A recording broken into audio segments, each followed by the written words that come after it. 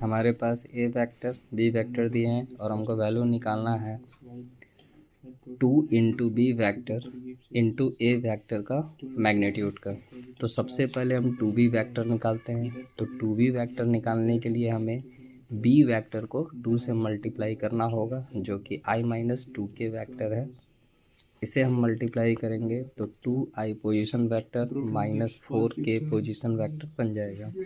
अब हमें 2b vector into ए vector निकालना है। तो इसके लिए सबसे पहले डिटरमिनेंट मेथड यूज करेंगे। i position vector, j position vector, k position vector को रो वाइज सेट कर लेंगे। पहला मेरा इसमें वेक्टर है 2b, जिसका वैल्यू है 2 -4, j पे कुछ नहीं है, 0 डाल देंगे। फिर हमारा a है जो नीचे वाले रो में डालेंगे। a वेक्टर का कोफिशिएंट था 4, 3 और 1। डिटरमिनेंट मेथड अगेन अप्लाई करेंगे। i पोजीशन वेक्टर को हमने लिखा, तो ये रो ये कॉलम कैंसिल हो गया, इनके बीच क्रॉस मल्टीप्लाई 0 और 1 का प्रोडक्ट हो गया 0, -3 और -4 के बीच मल्टीप्लाई करेंगे तो हमारा आएगा -12। एक ब्रैकेट का काम हो गया। i के बाद जब j पोजीशन वेक्टर को लिखते हैं तो उसके आगे माइनस का साइन देते हैं, यानी ये कॉलम हमारा कैंसिल। तो मल्टीप्लाई होगा 2 से 1, 2 हो जाएगा, माइनस का साइन देंगे, 4 इंटू -4 -16 बन जाएगा। अगेन फिर प्लस का साइन देंगे, के पोजीशन वेक्टर को लिखेंगे तो अगेन ये कॉलम एलिमिनेट हो जाएगा।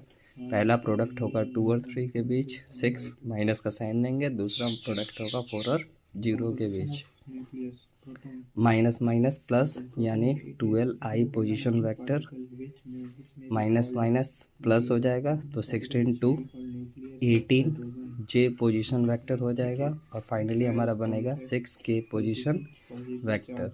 अब हमसे पूछा गया था 2b वेक्टर इंटू ए वेक्टर का मैग्नीट्यूड। तो हमारा ये जो फाइनल वेक्टर निकाला है, इसके जो भी हमारे कोफिशिएंट हैं जो कि l m n को रिप्रेजेंट करते हैं, l square plus m square plus n square यहाँ पर यूज कर लेंगे।